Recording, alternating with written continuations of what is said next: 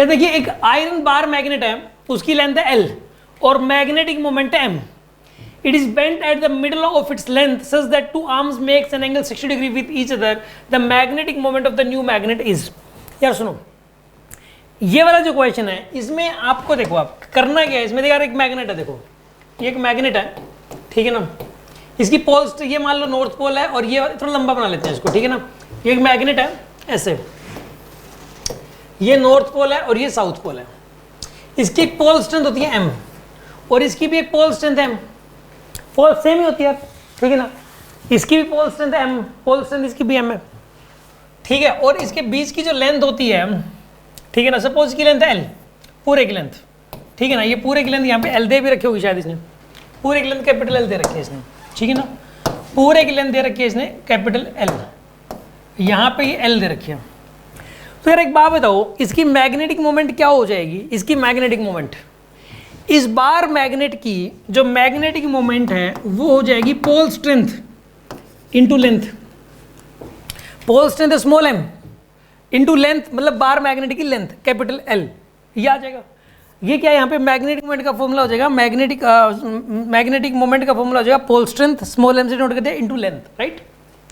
अब ये कह रहा है कि इसको बीच में से ऐसे ब्रेक कर दिया, ठीक है ना, ब्रेक करके, और एक बात मैंने आपको बताई हुई है पहले कि अगर इसमें अगर इसको बीच में से ये नॉर्थ है ये साउथ है, बीच में से ब्रेक करोगे तो क्या हो जाएगा बताइए, ये दो मैग्नेट बन गए, ये नॉर्थ ये साउथ है ये नॉर्थ, ऐसे बन जाएगा, ये ऐसा हो जाता है, ठीक है ना। तो बीच में ब्रेक करने से यहाँ बन जाएगा साउथ, यहाँ बन जाएगा नॉर्थ, ठीक है ना, ये दो मैग्नेट बन गए जी अब, और इसको ऐसे 60 डिग्री पे रख दिया, मतलब एक तो मैग्नेट यही वाला है अब, ठीक है ना, और एक मैग्नेट जी अब ये वाला है। सुनो आप ऐसा कर लो, इसको एंगल 60 डिग्री बना लो, 30 डिग्री, मतलब ऐसा होगी सिचुएशन अब,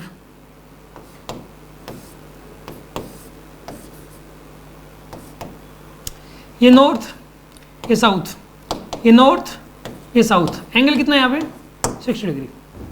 यार पोल स्ट्रेंथ तो अभी भी वही रहेगी small m, pole strength change नहीं होती, लेकिन क्या होगी लेंथ चेंज होगी, ये L/2 होगी लेंथ, कैपिटल L था, L/2 हो जाएगी ना इस केस के अंदर, ठीक है ना, ये लेंथ होगी L/2 और ये लेंथ भी कितनी होगी यहाँ पे L/2, समझ रहे हो बात को, लेंथ तो L/2 होगी ना, यहाँ पे टोटल लेंथ कैपिटल L, तो ये भी L/2 और ये भी L/2 होगी। अब आपको ये बताना है इस पूरे सिस्टम का क्या हो जाएगा। यार देखो इसकी मैग्नेटिक मोमेंट क्या होगी अब M/2, इस पूरे सिस्टम की, इस नीट और जेई की तैयारी के लिए मैंने तैयार किए फिजिक्स के स्पेशल ऑनलाइन कोर्सेज। इन कोर्सेज में है क्लास वीडियोस, स्पेशल डीपीपीज, उनके वीडियो सॉल्यूशन, स्पेशल टेस्ट और उनके वीडियो सॉल्यूशन। मैं ये दावे और वादे के साथ कह सकता हूं, अगर आपने इन कोर्सेज को कर लिया तो आपका फिजिक्स में बेस बन जाएगा, जबरदस्त कॉन्फिडेंस आ जाएगा और सिलेक्शन कंफर्म हो जाएगा। इन कोर्सेज में फिजिक्स की शुरुआत हुई है जीरो लेवल से हाई लेवल तक। यार मैंने पूरे यूट्यूब गूगल को छान लिया, कहीं नहीं है ऐसे फिजिक्स। इन कोर्सेज के बारे में डिटेल जानने के लिए डिस्क्रिप्शन बॉक्स में एक वीडियो लिंक दिया हुआ है, उस पर क्लिक करें अभी की अभी। इसकी याद है कि मैं M/2 होगी वैसे तो, और इसकी भी वैसे M/2।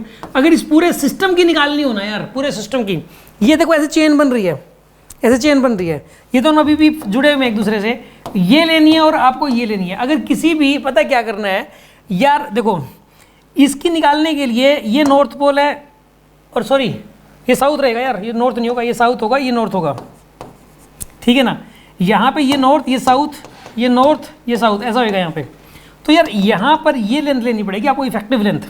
हमेशा ही क्या करते हैं हम लोग, इफेक्टिव लेंथ लेते हैं। चाहे इसके 3 पीस कर देता, चाहे ऐसे कर देता, मान लो 3 पीस करता, ये ऐसे कर देता, एक पीस ऐसे करता और फिर एक पीस सपोज ऐसे कर देता, तो इसके और इसके बीच की ये वाली लेंथ लेते हैं आप ऐसे के इसके अंदर, समझ रहे हो बात को।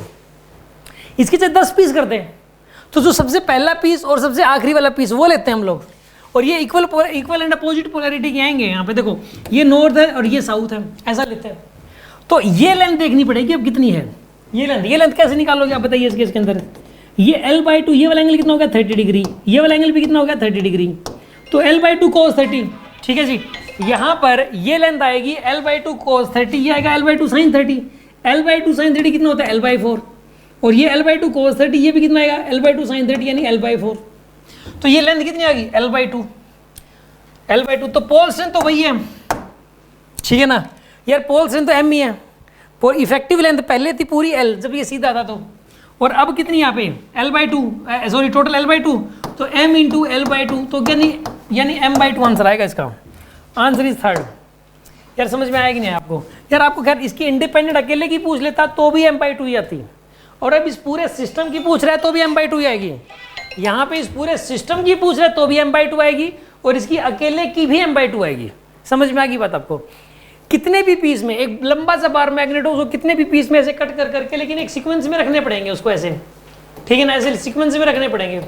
मान लो 4 पीस कर दिए, 3 पीस कर दिए इसके, तो ये नॉर्थ था पहले, ये नॉर्थ साउथ, फिर ये नॉर्थ हो जाएगा, ये साउथ हो जाएगा, ये नॉर्थ ये साउथ, ठीक है ना। ये लेंथ लेनी पड़ेगी आपको, ये वाली लेंथ, ठीक है ना। इफेक्टिव लेंथ लेनी होती है। एक ही लंबा सा बार मैग्नेट उसे कई सारे पीस करे तो एक एंड और फिर वो तो दूसरा एंड है। जैसे कि आप ध्यान रखो, एक केस था, एक क्वेश्चन था, एक बार मैग्नेट था ये वाला, इस शेप का, हाँ सेमी सर्कुलर शेप का था, ये नॉर्थ था ये साउथ था, तो ये रेडियस दे रखा था r, इसमें ये पूछ लिया कि इसकी मैग्नेटिक मोमेंट क्या होगी। तो यार ये लेंथ थोड़ी ना लेते हैं पूरे वाली लेंथ, तो ये वही लेते हैं हम लोग ऐसे केस में, ये r, इसकी पोल स्ट्रेंथ m, इसकी पोल स्ट्रेंथ m, तो इसकी पूरे सिस्टम की जो मैग्नेटिक मोमेंट आ जाएगी वो m इंटू 2r होगी इस केस के अंदर। हम लेंथ ये वाली लेंगे L/2, तो m into L/2, m into L/2, तो m/2 आ गया। ये पहले था m और अब है m/2। समझ में आ गया होगा आपको, है ना। Answer is C.